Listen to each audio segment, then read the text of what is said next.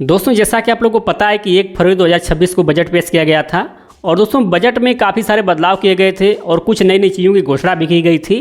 लेकिन दोस्तों आपको जानकारी के लिए बता दें कि जो इनकम टैक्स स्लैब है इसमें कोई बदलाव नहीं किया गया है। दोस्तों जो पिछले साल टैक्स स्लैब बनाया गया था उसी को डिफ़ॉल्ट रूप से रखा गया है। आपको दोस्तों यहाँ पर देखने में लग रहा होगा कि बहुत आसान है कैलकुलेट करना, यानी कि 4 लाख से 8 लाख मतलब 5% कैलकुलेट कर लेंगे। 8 लाख से लेकर 12 लाख जो दिया गया है इसमें 10% हम कैलकुलेट करके निकाल लेंगे।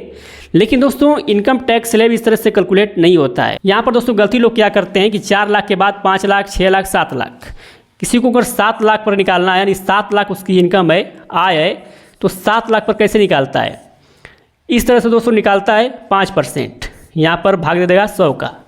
अब यहाँ से 0 से 0 कट गया, हमारा 7 पाँचे 35, यानी कि 35,000 यहाँ पर टैक्स पे करना होगा।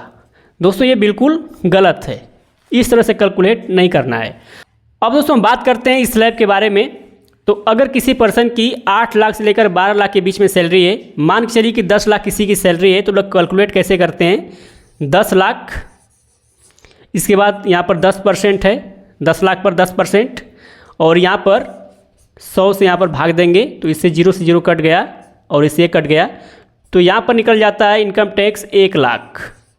यहाँ पर दोस्तों देख सकते हैं 1 लाख रुपए उसको यहाँ पर टैक्स पे करना है। तो दोस्तों इस तरह से जो कैलकुलेट लोग करते हैं ये दोस्तों बिल्कुल गलत है। कैलकुलेट दोस्तों इस तरह से नहीं किया जाता है, इसके हिसाब से दोस्तों आपको बहुत ज़्यादा पेमेंट निकल जाएगा। टैक्स को दोस्तों कैलकुलेट कैसे किया जाता है, चलिए अब मैं आपको बताता हूँ कि सही तरीका क्या है, किस तरह से टैक्स को कैलकुलेट किया जाता है। तो दोस्तों वीडियो को आप लास्ट तक जरूर देखिएगा। तो यहाँ पर दोस्तों कैलकुलेट करने के लिए आपको सबसे पहले यहाँ पर समझना पड़ेगा। यहाँ पर दोस्तों आप समझ जाएंगे तो आप कैलकुलेट आसानी से कर पाएंगे। तो यहाँ पर दोस्तों आप देखिए कि 0 से लेकर 4 लाख तक जो भी आपकी इनकम है उस पर टैक्स फ्री है, यानी कोई भी टैक्स नहीं लगेगा, बिल्कुल नील है, कोई भी टैक्स आपको नहीं देना है।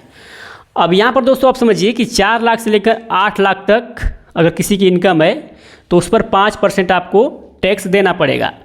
अब दोस्तों इसको क्या करेंगे हम कि 8 में से 4 को माइनस कर देंगे, यानी कि बीच में जो स्लैब आ रहा है उस पर कैलकुलेट होता है इनकम टैक्स।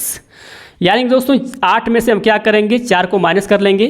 तो यहाँ पर हम 8 माइनस 4 कर लेते हैं तो हमारा बराबर आ जाता है 4 लाख।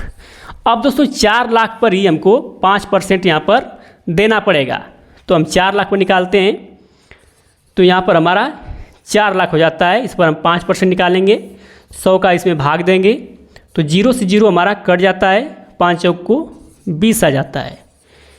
ठीक, यानी कि दोस्तों हमारा जो इनकम टैक्स इसमें देना पड़ेगा वो 20,000 रुपये देना पड़ेगा। तो चलिए दोस्तों एक और हम उदाहरण के माध्यम से समझते हैं। अब बात करते हैं इस स्लैब के बारे में।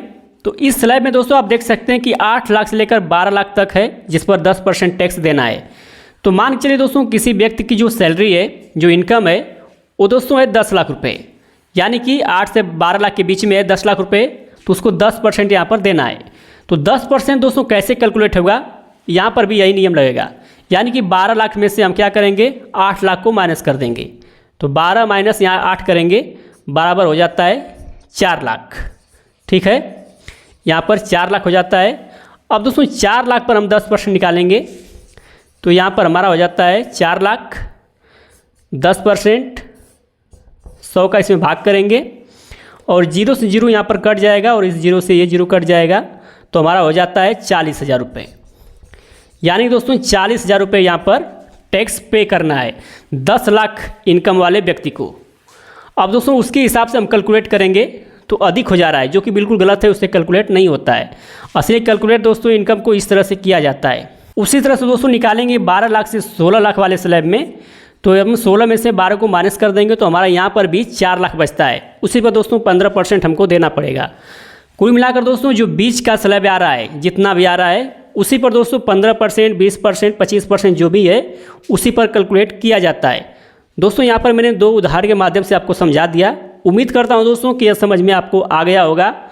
इसी तरह से दोस्तों इनकम टैक्स को कैलकुलेट किया जाता है। तो उम्मीद करता हूँ दोस्तों कि ये जानकारी आपको पसंद आई होगी, और वीडियो पसंद आई हो तो वीडियो को लाइक कीजिए, और दोस्तों ऐसी वीडियो पाने के लिए हमारे चैनल को सब्सक्राइब कीजिए। फिर मिलते हैं दोस्तों नेक्स्ट वीडियो में, तब तक के लिए नमस्कार।